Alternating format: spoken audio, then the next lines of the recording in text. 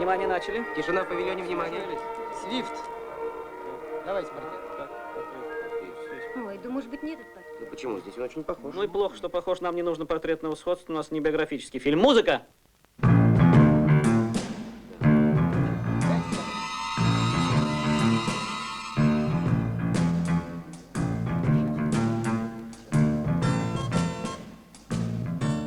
Ну вот, это другое дело. И этот больше похож на Свифта? Да, он был большой выдумщик и любил валять дурака. Совершенно верно. Он любил валять дурака. Исчезли глаза, достаточно. Так. Наезд на карету. Вперед.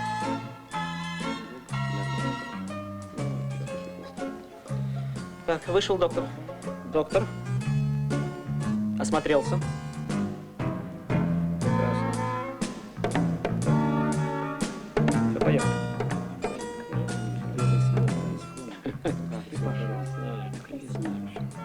Хорошо ехал. Так, здесь он завтракает, осматривается по сторонам, оглядывается по сторонам. Он здесь впервые. Хорошо ехал. Так, сейчас будет Дублин. Съел. Колокол.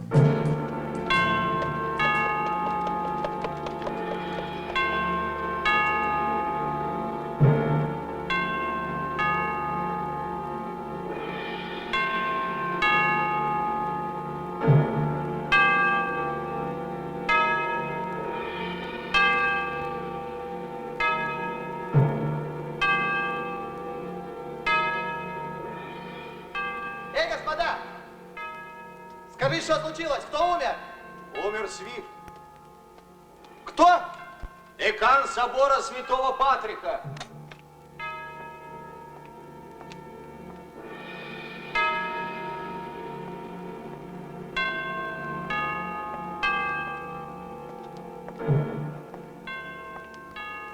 Как жаль. Когда случилось это? Сегодня, как обычно, в 5 часов. Что значит, как обычно? Ну, как обычно. Ты думаешь, что говоришь, болван? Ах, сударь, вы издалека, наверное, не знаете характера декана. Он очень пунктуальный человек. Во всем порядок, любит аккуратность. И если переходит в мир иной, то ровно в 5, хоть проверяй часы. Мгм.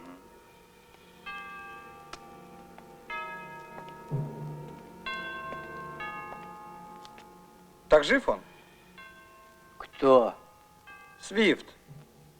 Как жив, когда вам говорят, что умер? Уж и в газетах было извещение. И колокол трезвонит целый час. Да вот он сам идет. Кто? Свифт. Хоть у него спросите.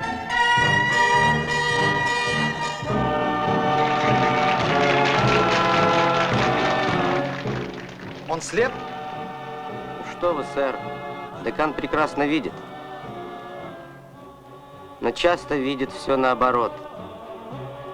Поэтому он надевает маску, чтобы взглядом никого не беспокоить. Простите, сэр. Я доктор Симпсон, направлен к вам из Лондона по просьбе опекунского совета. И вдруг мне эти люди говорят, что вы, простите, умерли. Забавно, забавно. Но, извините, сэр, все это чушь. Игра воображения, которую я постараюсь излечить. Я врач, вот письмо, подтверждающее мои полномочия.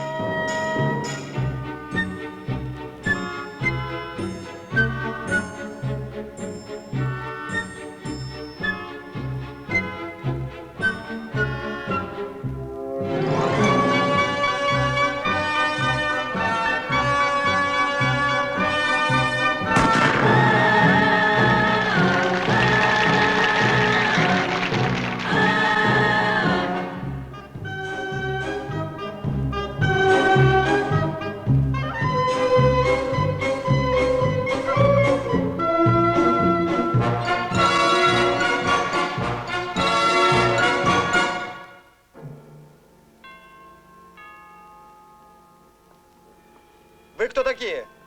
Мы гости сэра Свифта. Нас в дом его любезно пригласили, чтобы вместе с ним его же помянуть. Так, значит, вы все дармоеды. А как же, сударь? А вы-то разве нет?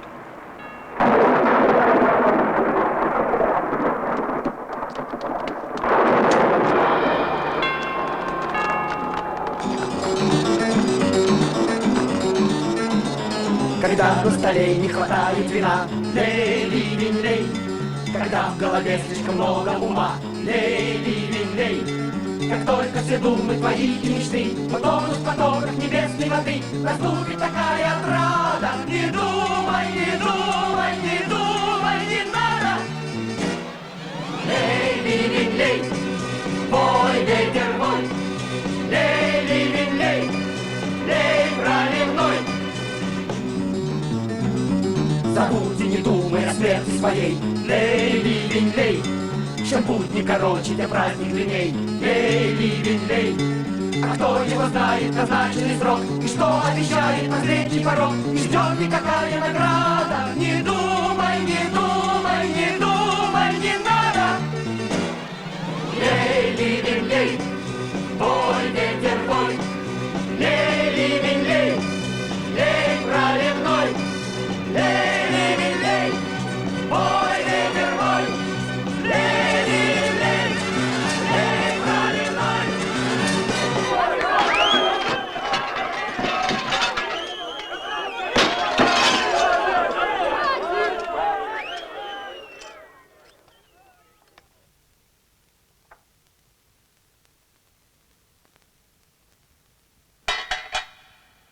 Четвертый случай за неделю. Прикажете выкинуть или сохранить для истории? Сохранить. Как вы думаете, Патрик, кто это мог сделать? Кто-то из гостей. Сегодня много гостей. Как обычно, мисс. Кто именно? Великан, люди с летающего острова, потом эти лошади.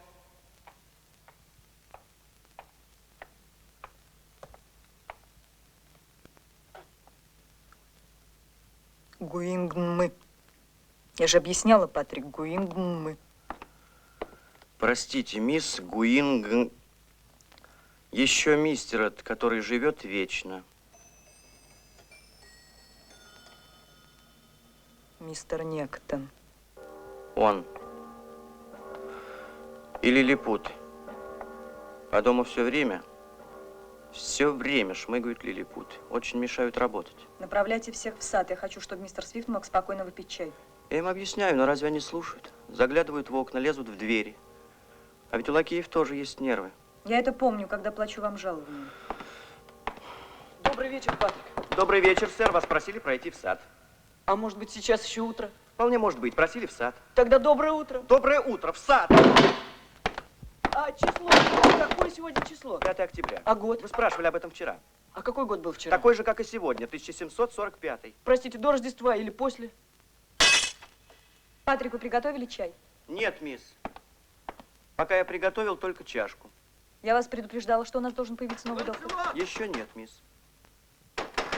Ланцелот! Ну что? Ланцелот! Так целый день и будем кричать, да? Так и не остановимся. Здравствуйте! Виделись, что дальше? Я великан Глюм. Мне нужен Ланцелот. Всем нужен Ланцелот. Напомните, кто это? Доблестный рыцарь, смелый и бесстрашный спаситель Англии. Спаситель? Такого, слава богу, еще не было.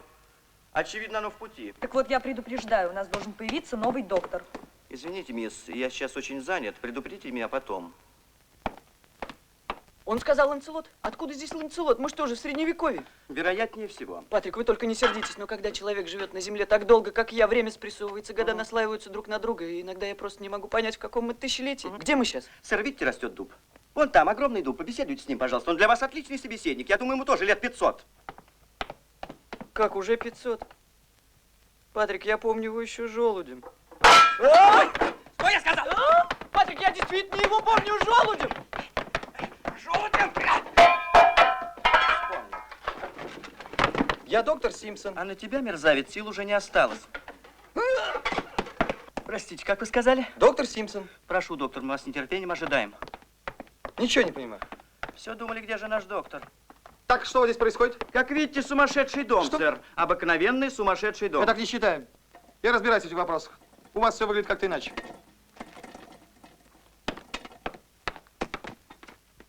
Эти люди не похожи на больных. И у меня такое же подозрение. Жулики и проходимцы. Зачем пускаете? Приказ декана Свифта. Когда он в первый раз умер и огласил свое завещание, весь дом и все его состояние перешло в пользу безумных. Понимаете, сэр, что здесь началось? Со всей Ирландии к нам сразу же двинулись дармоеды. Так. Великаны, лошади. Так. О, гуингмы с семьями, понимаете? А что самое страшное, лилипут. Кто? Ну, по всему дому все время шмыгают вот такие лилипуты. О, побежал. Мы ходим, как цапли по болоту. Боимся, не дай бог, наступить. А у лакеев тоже есть нервы. Успокойтесь, я наведу здесь порядок. Сколько вам лет? 30, какое это без значения? Предыдущему доктору тоже было 30. Но ушел он от нас с 70. А проработал всего неделю. Прикажете доложить? Знаете, я хотел бы понаблюдать. Браво, сэр. Такой человек был нам необходим.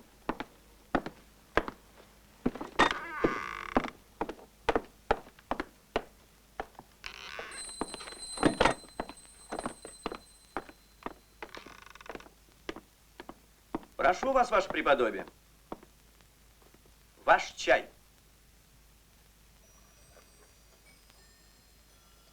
Доктор еще не появлялся. Появлялся, мисс Ванесса. Я хотел доложить, но доктор не позволил. Он сказал, что вначале хочет осмотреться. Что это значит, Патрик? Вы обязаны выполнять мои распоряжения. Я объяснил это доктору. Но он сказал, что в присутствии доктора распоряжения медсестры уже теряют силу. Вот даже как интересно.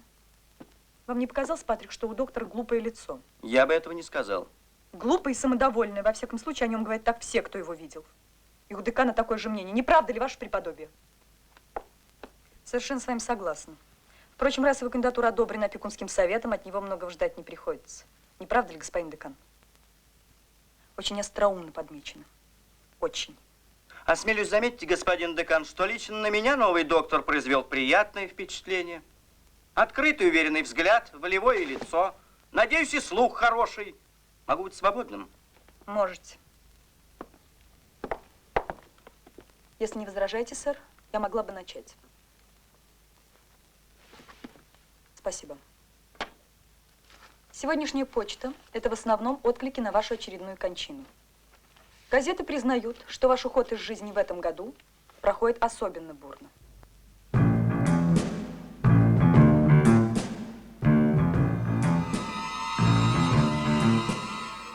Да, господа, я обвиняю Джонатана Свифта в оскорблении религии, политики, законов и нравственности. То есть всех основных ценностей, на которые опирается Британское королевство. Я имею в виду прежде всего его пресловутые приключения Гулливера. Ваше преподобие, вы заигрались. Вы превратили свой дом в балаган. Эти языческие карнавальные шествия порочат ваше имя. Мама, дай мне эту книгу. Нет, мой мальчик, не прикасайся к ней. Это ужасная книга, написанная ужасным человеком в ужасное время. В Дублине отмечаются уличные беспорядки. В связи с этим, выступая в парламенте, депутат Арери заявил, до каких пор декан Свифт будет издеваться над Британией. Он даже выдвинул законопроект, запрещающий вам умирать. Законопроект провалился. Представитель оппозиции заявил, Англия демократическая страна, и если в ней нельзя свободно жить, то уж умирать каждый волен, когда ему заблагорассудится. Джонатан Свифт – это чудовище, которое погубит Ирландию заодно Англию. А почему, собственно, этот человек до сих пор не умер? Он репетирует свою кончину уже 5-й год, но никак не решится на последний шаг. В этом доме ничему нельзя верить, все вранье. Не бывает лилипутов, не бывает великанов. Бывают люди только среднего размера. Не почитал декан за честь вельможных меценатов лезть. Он знался с умным бедняком, но не с богатым дураком. Это что он, сам про себя написал? Кто этот человек? Кто? Кто? Мрачный мизантроп, съедаемый безграничным честолюбием, завистливый и нетерпимый к человеческим слабостям, черствый эгоист, погубивший двух любящих его женщин, сам лишенный любви ко всему, даже к самому себе и собственной славе. Мизантроп, съедаемый безграничным честолюбием, Да, господа, нетерпимый я обвиняю к Джонатана человеческим Свифта в оскорблении религии, политики, законов и нравственности. Письмо из Франции. Один из ваших поклонников передает отзыв Вольтера на ваш памфлет. Великая ирония великого сатирика. Для него сатира была не жанр, а единственная возможность поговорить с этим миром всерьез. Каково ваше мнение, сэр? По-моему, метко и справедливо.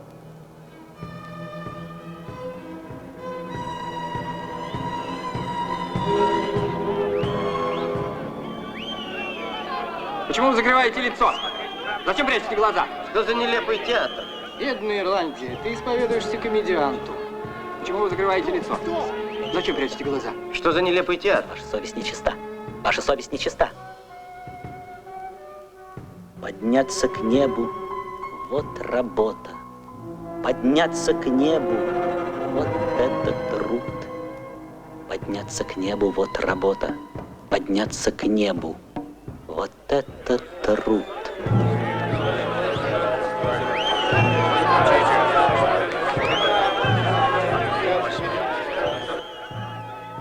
Сообщение из Манчестера. Здесь в небе астрономы наблюдали странное овальное тело, напоминающее летающий остров. Газета высказывает предположение, что он движется в гости к вам, сэр. Какая глупость. Кругом столько невежества и дикости. Сегодня опять кто-то разбил камнем окно.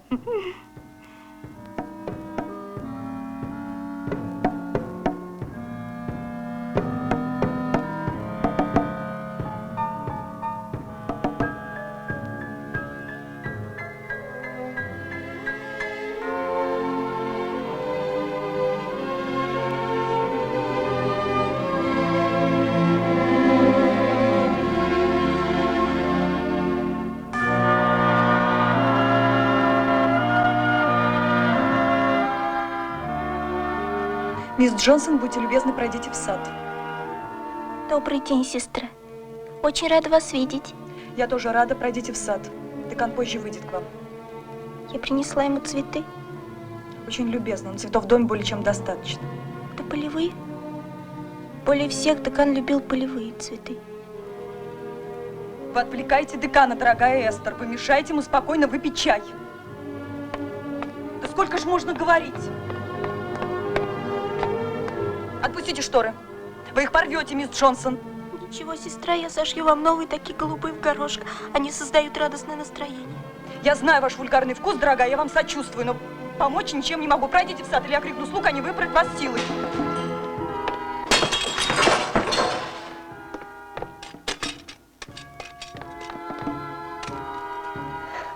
Что с вами, декан? Ну, извините, я не думала обижать эту женщину. Вы же знаете, мы с симпатией относимся друг к другу. Эстер, вы можете...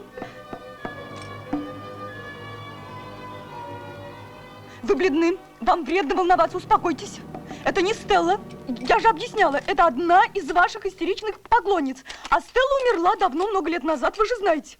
Эта женщина не похожа на Стеллу. А если чуть и похожа, так что же из этого? Я вообще всегда не понимала, как вам могла нравиться женщина с такой внешностью. У вас тонкий вкус, вы великий английский писатель. Как можно об этом забывать? О, простите, сэр. Я отвратительна. Я бестактна. Я сама не понимаю, что говорю. Патрик, он не хочет видеть меня. Патрик, он опять не хочет меня видеть. О, кыш, кыш, проклятые. Целыми днями только и шмыгают. Мерзавцы, ну ничего. Недолго вам всем осталось.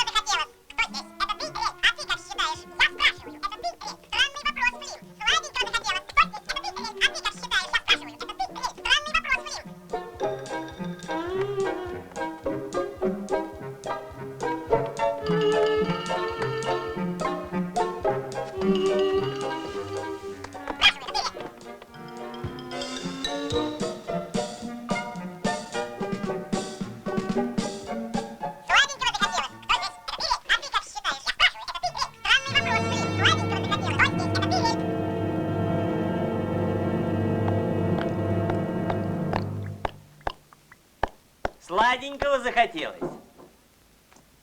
Кто здесь? Это ты, Рельп? Звучит как анекдот. В доме всего 2 лилипута. Они встречаются на столе, и один другого спрашивает. Это ты? Я спрашиваю, это ты, Рельп? А зачем ты залез туда, Флим? Я хотел пить. Угу. Увидел недопитый чай на столе, и мне захотелось его выпить. А что у тебя за поясом? Фляга. Фляга. Зачем? Почему ты меня допрашиваешь?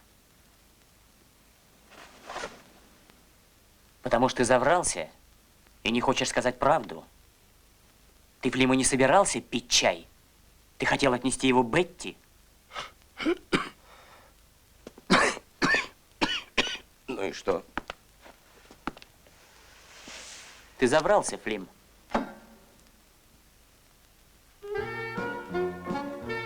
Посторонний мужчина устраивает чаепитие с моей женой. А когда я их ловлю с поличным, они говорят мне, ну и что? Она больна, ей нужен чай с лимоном.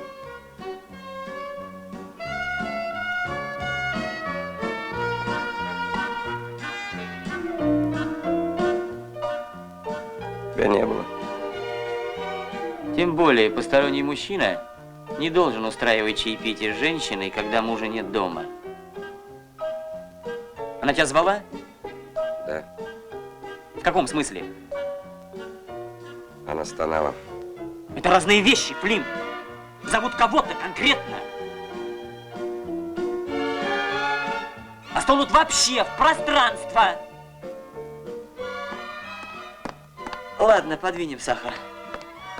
Понастроили посуду. Ну помоги, помоги, помоги! Наклони чуть-чуть. Так. Взяли.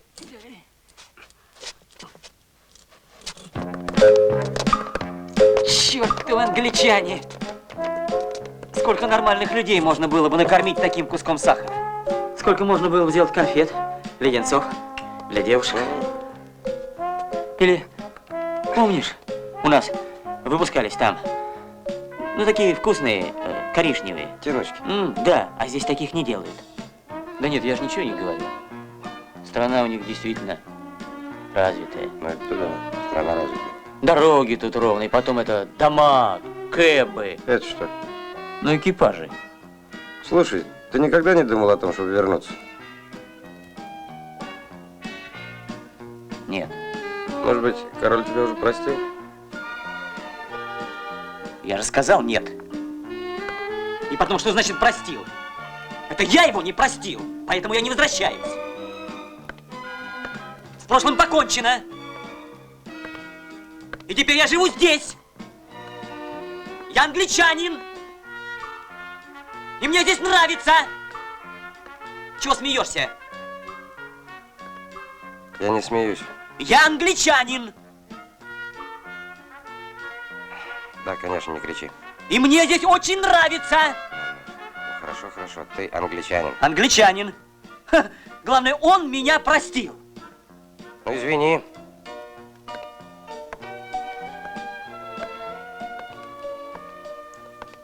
Главное, он меня простил. А почему ты не возвращаешься, Флим? Я придумал, как зачерпнуть чай.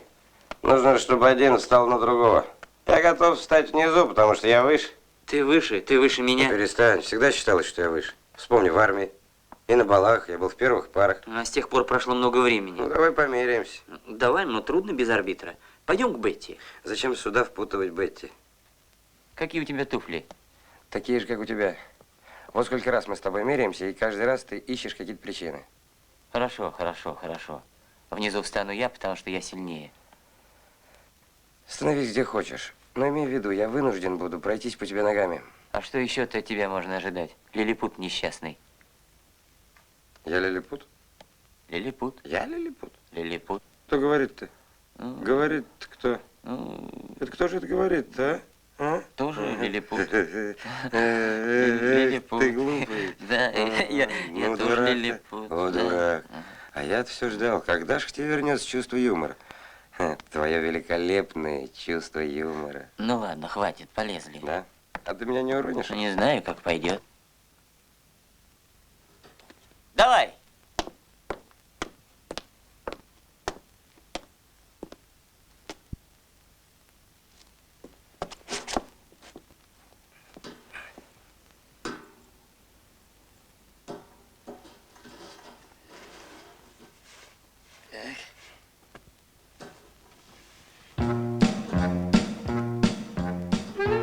Пошел!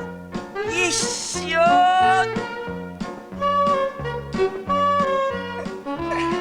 Ух ты! Какая перспектива!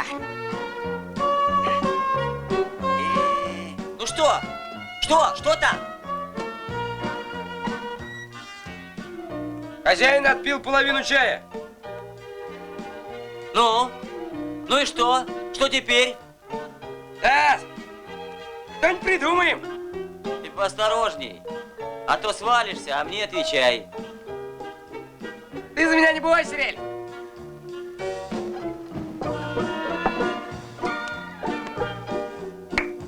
Какая перспектива! Незабываемое зрелище, Рель.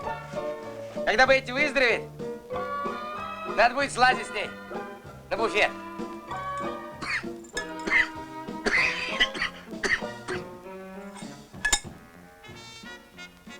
Ух, какой вид отсюда. Знаешь, виден край буфета. И сейчас... Ну хватит болтать-то, слезай.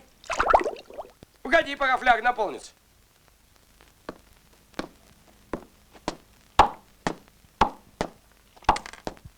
Флим! Можно я задам тебе один вопрос? Ну? Тебе очень нравится моя жена. Ты чего молчишь?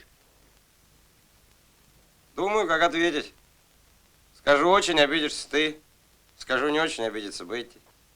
Я скоро уеду от вас, Рель. Куда ты уедешь? Перееду в другой город. Зачем?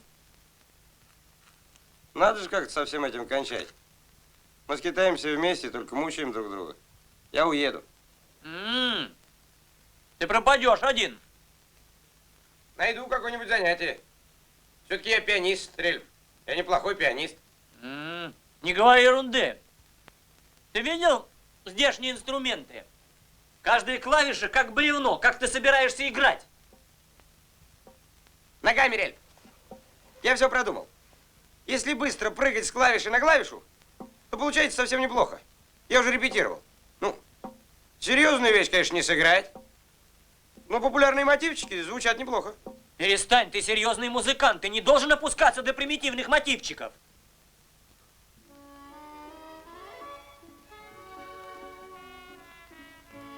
Кто здесь знает, что я серьезный музыкант?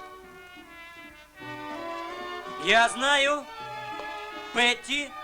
Вот почему я и хочу от вас уехать. Слушай, не говори ерунды. Унизительно прыгать с клавиши на клавишу точно блоха. Ты человек и не должен терять своего достоинства. Потом ты мой друг, ты любишь мою жену. И главное, мы оттуда. 3 нормальных человека в этой огромной, богом проклятой стране. И нам обязательно надо держаться друг друга. И не бросай нас, Флим! Да, хорошо, Рель. У меня так фантазии. И приходи к нам даже тогда, когда тебя и не зовут. Тебя не зовут, а ты приходи. Спасибо. О, я уронил ботинок. Сейчас. Что это у тебя в ботинке? Я спрашиваю, что у тебя в ботинке? Ну ладно, что ты пристал. Ах ты, сукин сын. Стельки. Пробковые стельки и подтайные каблуки. Бетти! Перестань, дурак. Перестань, ты что? Ну что такое случилось? Ну стельки, ну и что? Бетти! Бетти! Иди сюда! Вот, смотри! У него подтайные каблуки. У него подтайные каблуки. Он мерзавец. Он врун. Замолчи, я не позволю, что при Бетти. Именно, мерзавец. Трижды мерзавец. Именно при Бетти. Я с ним мерился по-честному, а? Бетти, я всегда с ним мерился по-честному. Он негодяй. Он негодяй. Во всех наших спорах он меня обдуривал. И тогда в армии, и на приемах, и перед тобой, Бетти, слышишь? Перестань, ну. Ты мне больше не друг, Флим. Ты обманул меня! Ты обманул мою жену! Она что, наивная женщина! Я же видел, как она смотрела на тебя восхищенными глазами. Ведь смотрела, ну! Ведь смотрела, ну! Она призналась, слышишь? Она призналась! Она говорила мне, послушай, смотри, Рельк, наш Флим с каждым днем становится все выше и выше! Ах, если бы она знала тогда! Ах, если бы она знала! Я знала. Да, знала! Она знала, потому что видела меня без туфель! Что? Видела!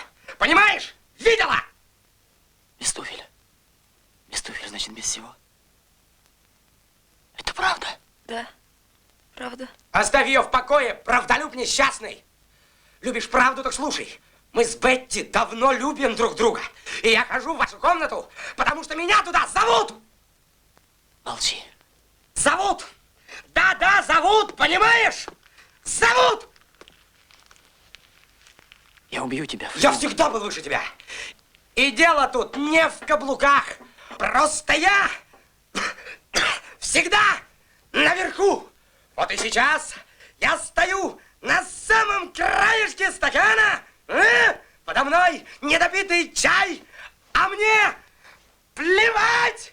Поднимайся ко мне, Бетти. Нет, я покажу тебе луну в чернильнице. Я тебя достану, Флим. Не достанешь, лилипут несчастный. Лилипут! Лилипут! Лилипут! Лилипут!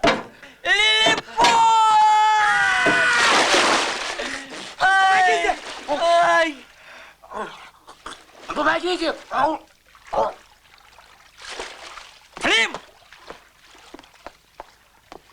Флим! Флим! Ну помоги же ему! Постарайся выплыть, Флим! Флим! Не бросай нас, Флим! Ну, пожалуйста! Постарайся! Пожалуйста! Флим! Люди! Спасите его, люди! Люди! Спасите его!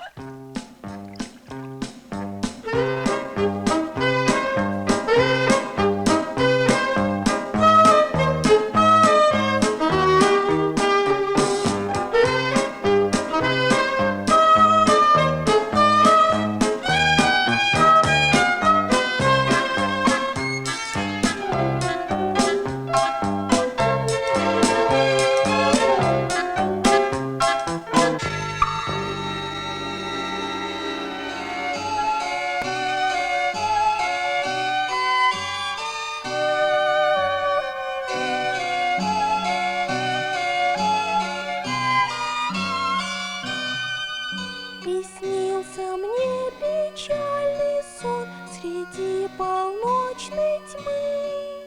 Я только помню, что во сне навек расстались мы. И я заплакала во сне, и очень страшно было мне проснуться на заре. Но все равно страшнее всего, когда не снится ничего, не снится ничего, не снится ничего.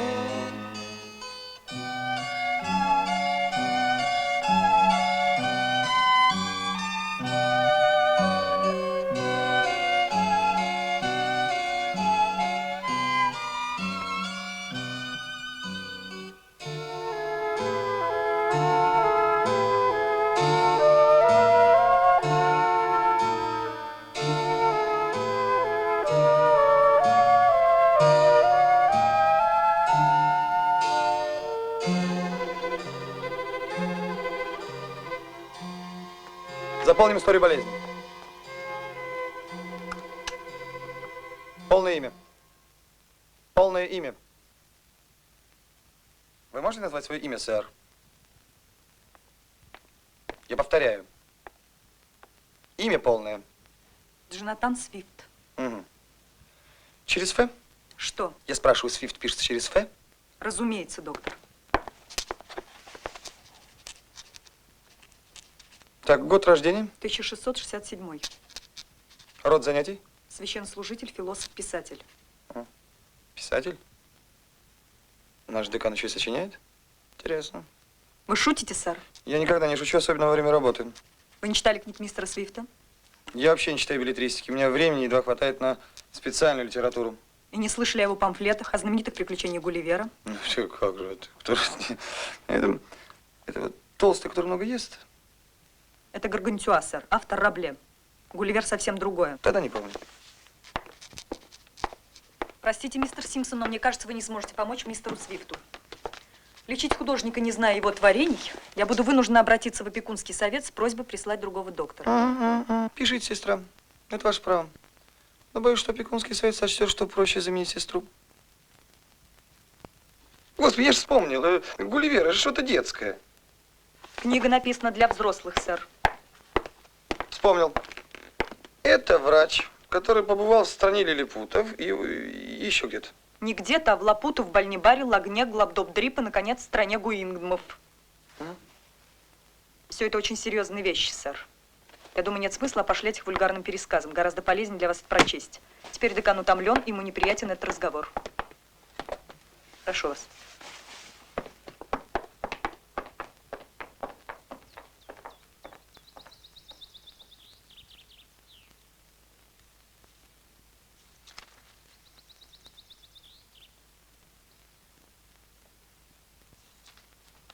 Прошу вас, доктор, не сердитесь на Ванессу. Она дурно воспитана, но она любит декана. Так это вас радует или огорчает? Неважно. Ванесса помогает мистеру Свифту в его работе. Она ведет переписку. Так вы за ней заступаетесь? Приходится быть к ней снисходительной. Она потеряла голову. Это вы пели под окном?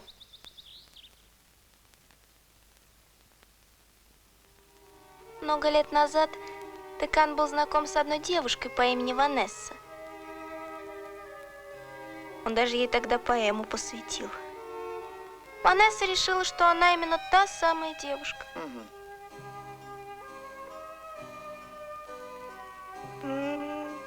Какие строчки. Разве можно доверяться поэзии? Когда декан был в ударе, он мог рифмы воспеть даже метлу.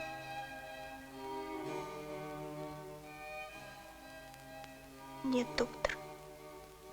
Он любил другую женщину всю жизнь. Он писал ей письма. Какие письма? Их сохранилось более 1000. Так.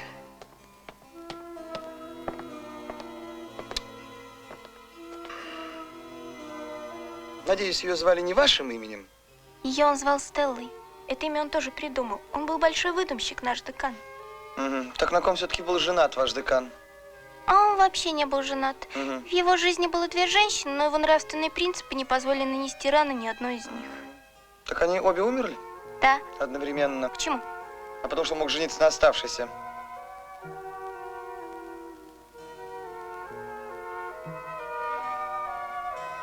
Простите, сэр, не из Ноттингемшира. Да, а что?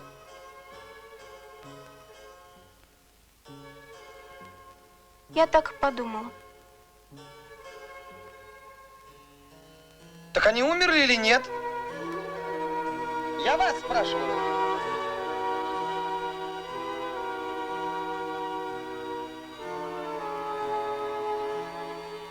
Запомните, сэр, в этом доме умирают все, и не умирает никто. От чертовы лилипуты. А ну шага невозможно Какие шагнуть. Ну прекрати, идем, ну прекрати, ну какие подери, малышка, какие подери, лилипуты, я говорю, подери, прекрати. Какие лилипуты, какие летающие острова? Или они вам приснились в страшном сне? А вам? Что мне?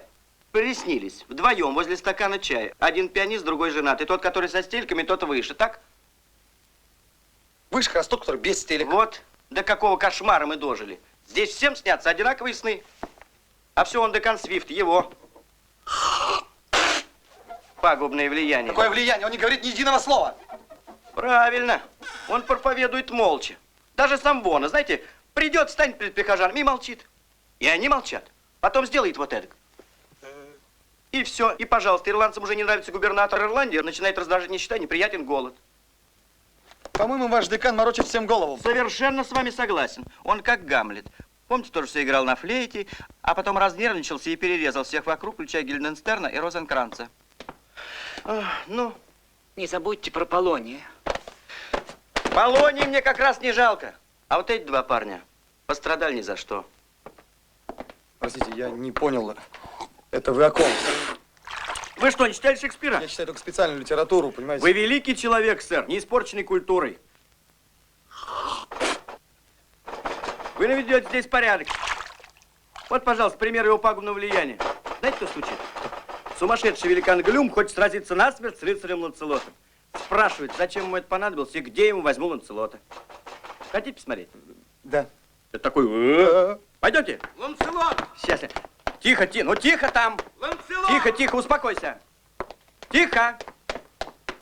Ланцелот!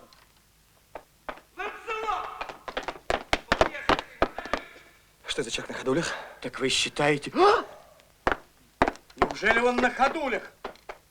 Да. Сэр, вы как в воду глядели, он на ходулях. Ну, вы этого, конечно, не знали. Знал, предчувствовал, подозревал, чтобы вот так определить с первого раза, потрясающе. Скажите этому типу на ходулях, что сэр Ланселот прибыл и желает с ним сразиться. Правильно. Сейчас мы проверим, что это за великан. Сейчас будем проверять. Сейчас. Возьмите оружие и доспехи. Не надо. Надо. Решить трубить сигнал? Это не обязательно. Обязательно? Все должно быть как на настоящих турнирах.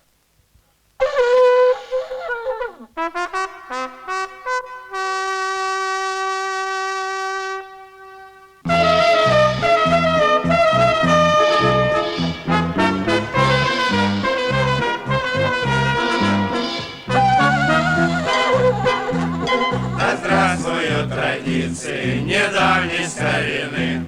На бой выходят рыцари, мечи обнажены. Сигнал трубят герольды, извольте начинать. Посмотрим, как герои умеют умирать. Вперед, милорды, вперед, без страха. Броню доспеха, руби с размаха. Мечом по горлу и копьем в живот. Знакомьтесь, сэр Ланселот, а это Глюм. Великан Глюм. Сэр Ланселот, я рад, что вы приняли мой вызов. Я очень рад, надеюсь, поединок будет честным и бескомпромиссным. Я не люблю глупых шуток. Я пришел драться сюда с великаном, а вы, человек ниже среднего роста, 5 футов, не больше. 5,70. Но я действительно великан. Хотя в это трудно поверить, но это так. Просто я опустился. Каким образом? Я вам могу рассказать. Только покороче. Пожалуйста, если можно, рюмку вина. А? Угу. И никого не пускать. Пьете давно? Это лечение. Лечение. Да.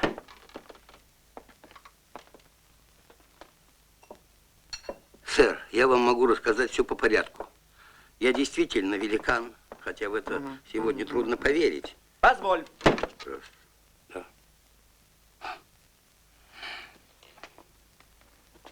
Другое дело мой отец. Глюм старший. В нем было 200 футов росту. Он был выше Дублинского собора, а это казалось святотатством. Местный епископ требовал, чтобы отец ходил, согнувшись. Бедняга так проходил всю жизнь, словно больной радикулитом. Родом он был из Брубдигнега. Это страна великанов, так хорошо описана деканом Свифтом. Ну, я надеюсь, вы читали об этом. В чем дело? Ну, не отвлекайтесь, сэр. Я вас слушаю. Дальше. Отец попал в Англию во время кораблекрушения. Прожил здесь недолго. Мучительно страдая из-за несоответствия своих размеров с местными масштабами. Где же Патрик, черт побери? Неужели так долго ходить за рюмкой вина? Потише, потише, сэр. Здесь не пивная. Пришли на поединок, так ведите себя прилично. Ну, извините. Пожалуйста. Ну, тихо, тихо, спокойно. Сейчас начнут. Я говорю, сейчас начнут. Уже разминаются.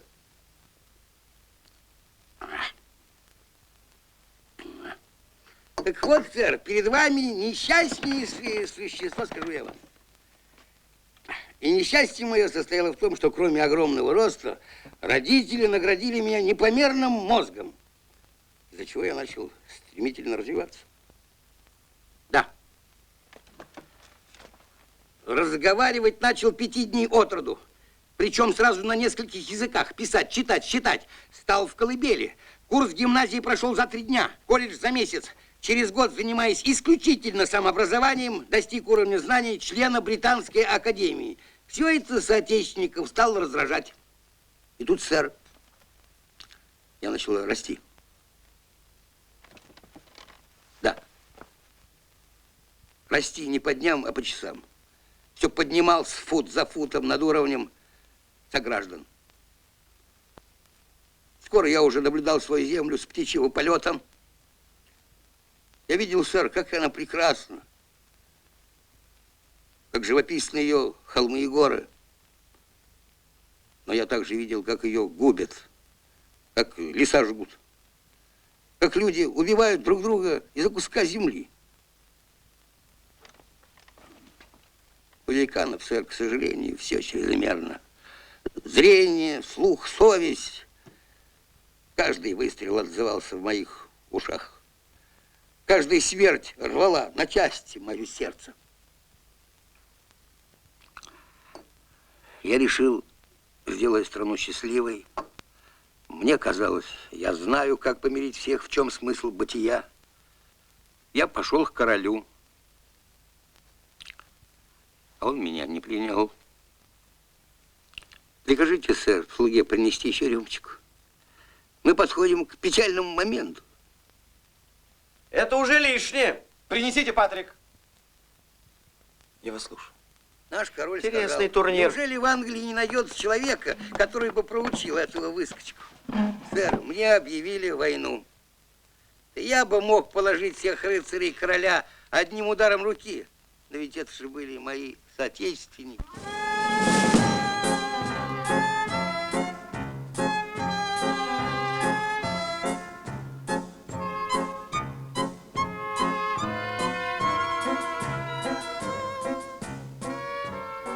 Я понял, сильный должен уступить.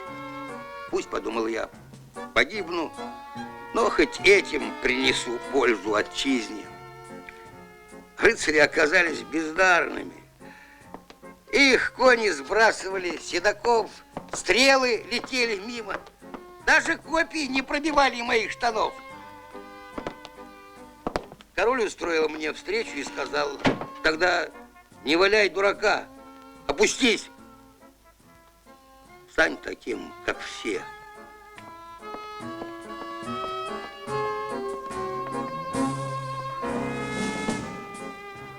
Это последний, сэр. Все, больше не просить. Спасибо. Пожалуйста. И так я стал уменьшаться.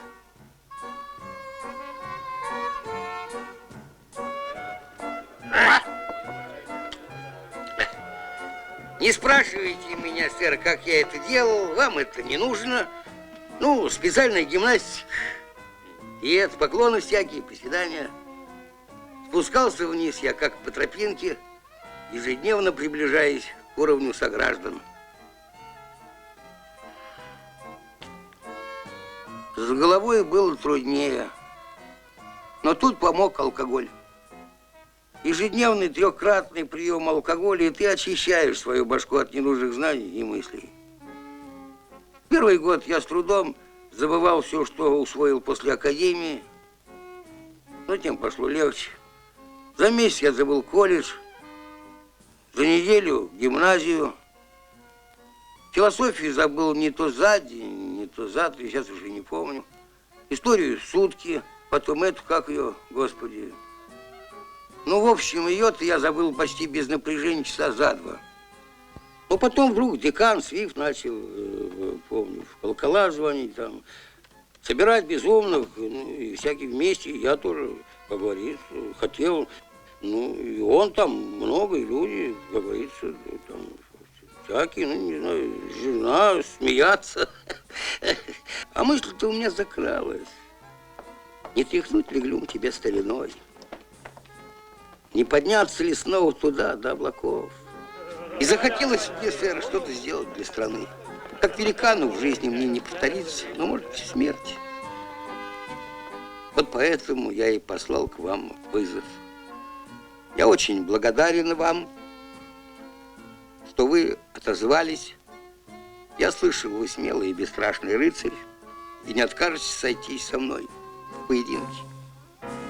К сожалению, это невозможно. Почему? Ну, во-первых, я не испытываю к вам чувства вражды. А во-вторых, я противник дуэлей. Нет, это не дуэль, это турнир. Здесь торжествует смелость, ловкость. Нет, сэр Ланселот. Вы видите, как народ ждет подвига? Люди соскучились по мужественным бойцам. Нам нужны герои. Ваше здоровье. Куда? Нет, Куда? Стоп. Я не Ланселот, я доктор. Доктор Симпсон, хочу вам помочь. Патрик. Я не люблю глупых шуток. Тихо. Можно сказать, что я сумасшедший, вы доктор, но я встану на ходуле, вы возьмете меч, и великан сойдутся в схватке с Ланселотом. Да пусть, вы же трус! Будете хвастать в их прошлыми победами, а когда настал час проверить себя в кусты... О, Англия! У тебя не осталось героев! Пошли, Англия! Ну, мил, так не договаривались. Если ваша рука разучилась владеть мечом, то моя не дрогнет.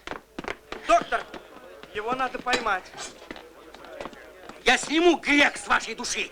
Тихо. Вам останется только принять аплодисменты. Да здравствует бесстрашный Ланселот!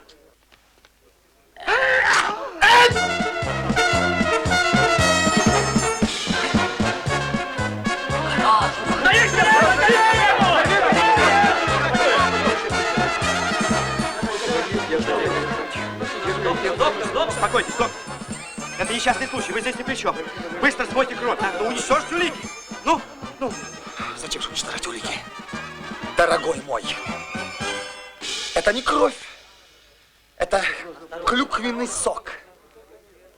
Поднимайтесь, мистер Глюм. Вы слышите меня? Поднимайтесь. Ну!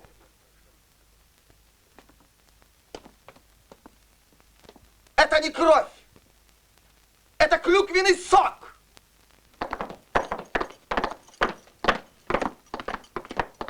В чем дело, господин судья? Что это значит?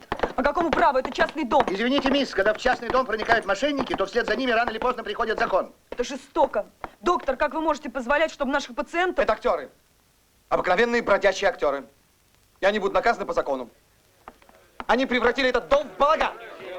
Вот, уважаемый декан, как эти люди воспользовались вашим гуманным завещанием. Вы думали облегчить жизнь несчастных, а пригрели шарлатанов. Вот мерзавец, который ввел вас в заблуждение. Вот он. Простите, сэр, я же не думал, что так все получится. Я хотел только добра.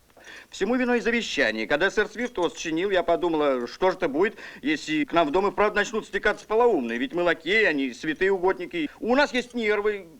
Мерзавец. Правильно, а тут как раз в Дублине и появился этот бродячий театр. Я прихожу к ним и говорю: джентльмены, есть неплохая работа. Вы поселяетесь в доме декана Свифта, мы вас кормим, поем, а вы за это тихо валяете дурака. Простите, сэр, я имею в виду, чтобы они изображали разных смешных человечков, которых насочинял здесь их преподобие. Вот. Какая низость? Низость? Ну, почему? Декан всегда любил шутки. Поначалу все шло хорошо, забавно. Кто прикинется лилипутиком, кто великаном. Все по-доброму. Но потом эти мерзавцы увлеклись. Стали топить друг друга. Полилась кровь. Ха, они взбудоражили весь город. Волнения перекинулись на улицы. Это стало похоже на эпидемию. Что ожидает этих людей? Тюрьма, мисс, самое подходящее для них место. Такое искусство надо беречь и охранять. Актеры, сэр. Брать с ним можно по-хорошему. Интриги, импровизации. Каждый в душе Гамлет. За все, что происходит в доме, отвечает домоуправительница. Патрик только выполнял мои приказания. О, я ждал этого признания, мисс. Полуграмотный слуга не мог сам додуматься до такого изощренного обмана. Это не обман, я выполняла завещание декана. Вы уволены, мисс Ванесса. Все. Опекунский совет освобождает вас от всех обязанностей. Потрудитесь передать ключи от дома новой сестре. Мисс Эстер Джонсон. Теперь она будет помогать вам по дому. Мы уже знакомы с доктором. Правда, он принимал меня за помешанную. Скорее за актрису. Зато я никогда не заблуждалась на ваш счет. Для актрисы у вас слишком мало таланта для безумной искренности. Впрочем, я рада, что опекунский совет выбрал именно вас. Надеюсь, в то время, пока вы подслушивали здесь под окнами, скажется на вас благотворно. У вас есть ко мне просьбы? Разумеется. Не вешайте здесь занавески с цветочками. Декан не сделает вам замечаний, но будет страдать. Он не выносит пошлости. Хорошо, сестра, я учту вашу просьбу. Вот эти шторы сниму обязательно.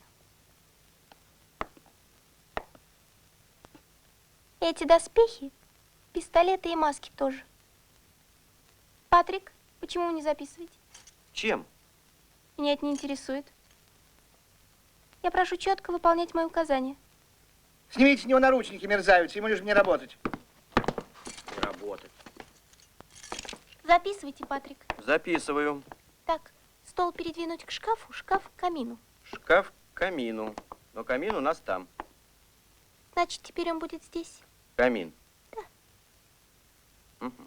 Сейчас же убрать эти шторы. Я хочу, чтобы декан мог видеть своих актеров. Берем. Актеров сейчас увезут. Нет, господин судья. Разве вы не слышите? Декан просит не увозить сегодня этих людей.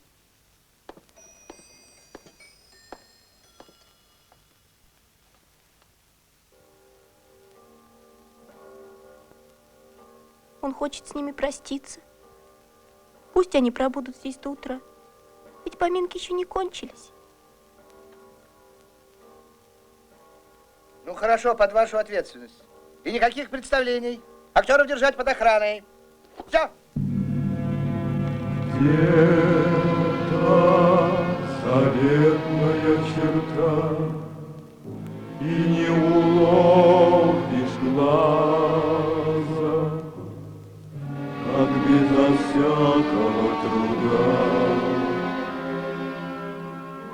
заходит ум за разум.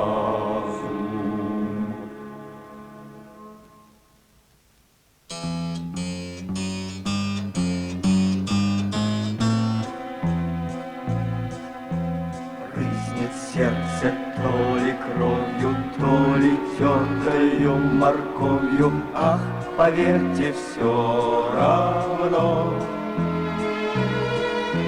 Все равно жестокой болью, то ли гневом, то ли любовью наше сердце пронзено. И слезами плачут куклы, и огнем пылают буквы, и взорвался барабан. И пошла погром оваций, перемена декораций. Здравствуй, новый балаган.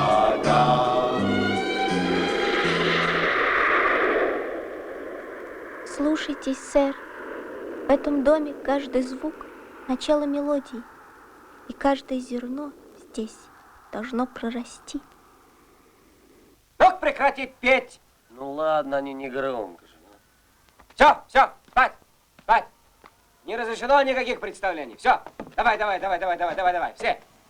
Народ тут что-то толпится. Все. Это правильно. Вообще-то жалко. Я у них кое-что смотрел, мне понравилось. Особенно про лилипутов. Это когда один в стакане утоп, что ли? Ну. Это ничего, это красиво. И про великана неплохо. Особенно с этим вот умора, который живет вечно. Это который? Который сам себя забыл. Говорит, дубу 500 лет, а я его желудем помню. Он там сидит. Слышь? Ну поди сюда. Ну ладно, ну не трогай ты. Поболтаем только. Покажись. О, какой. Вы меня, джентльмен. Одет как умора. Тебя как зовут-то? Говорю, зовут тебя как? А?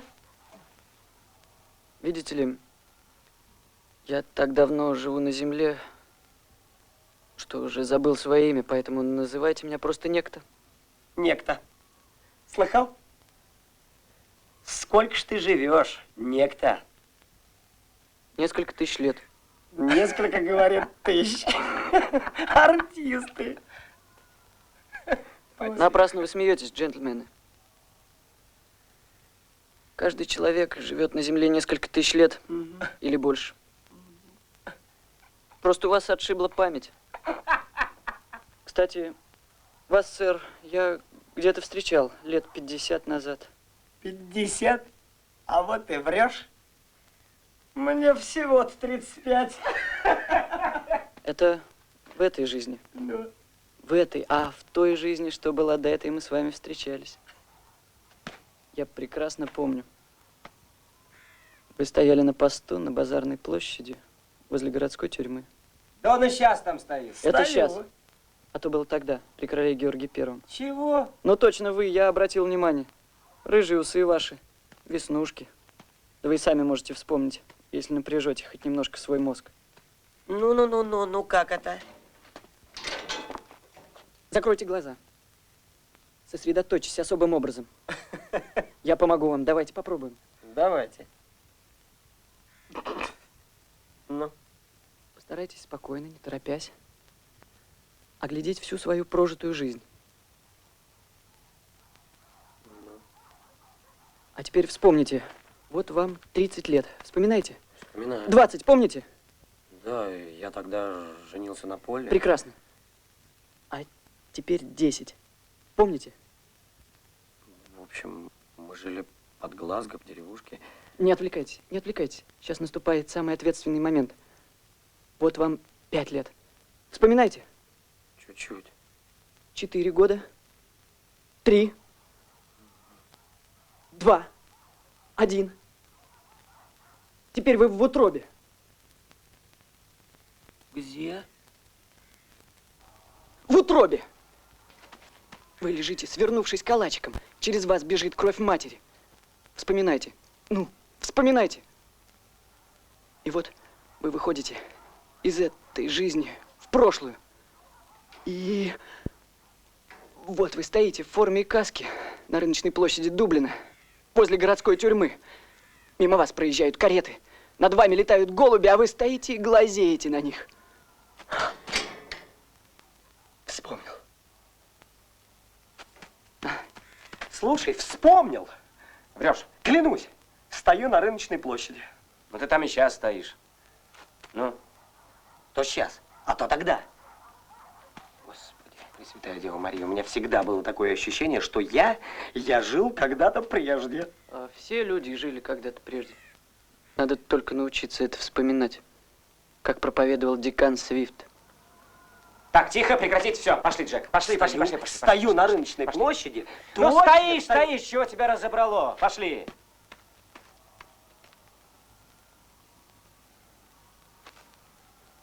Господин декан, ваш обет молчания затянулся. Вы обязаны вмешаться.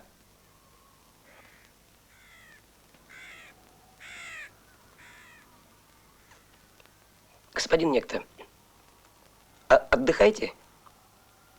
Ну, отдыхайте. Извините, конечно, что мешаю, но мне хотелось бы еще немного продвинуться вглубь. В каком смысле?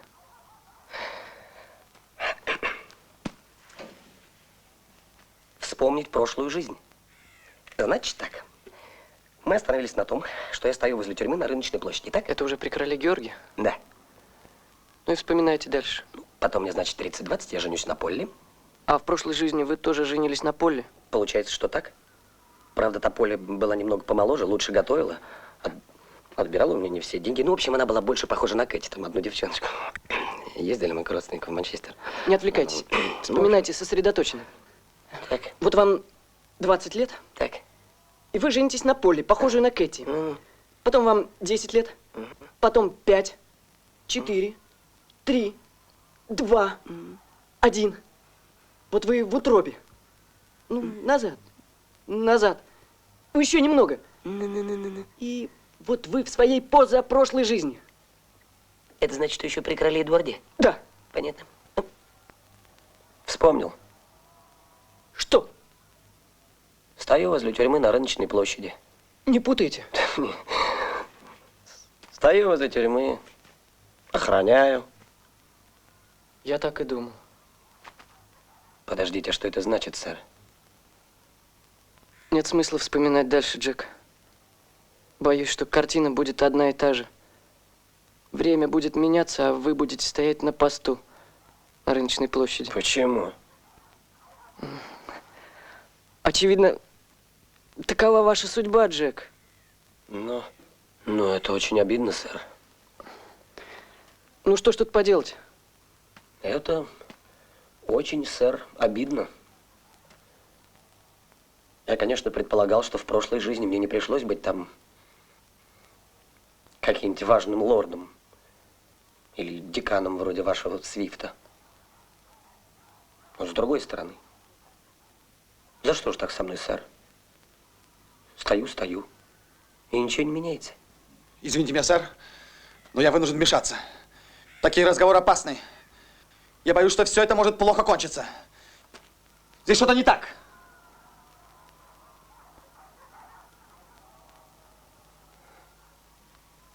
Я должен что-то изменить.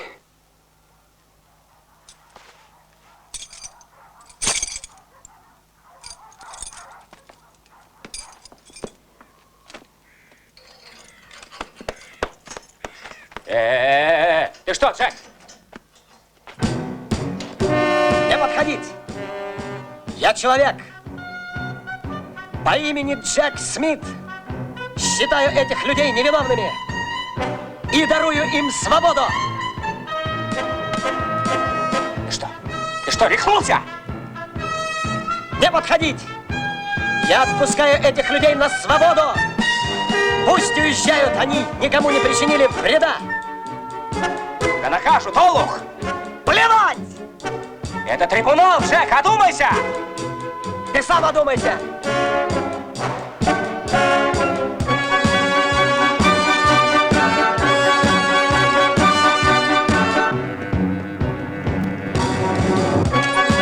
Стой, говорю!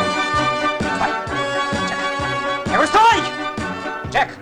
Джек! Стой!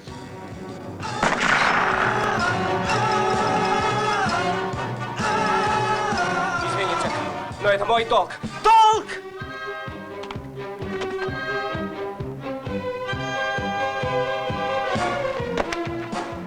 Тревога!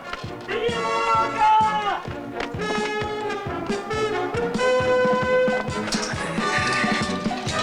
Заходите все быстро!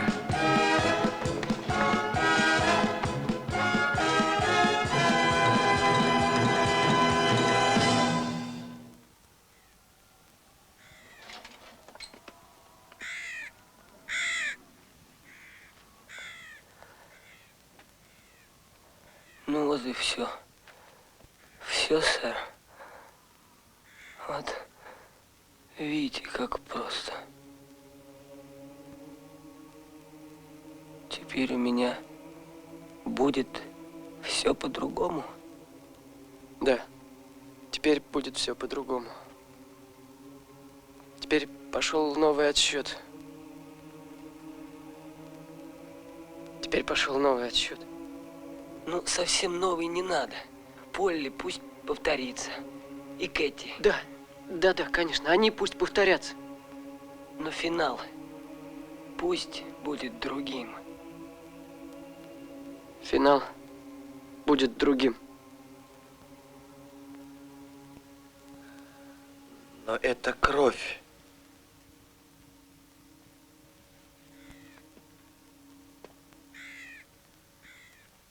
Это кровь! Ну это же кровь!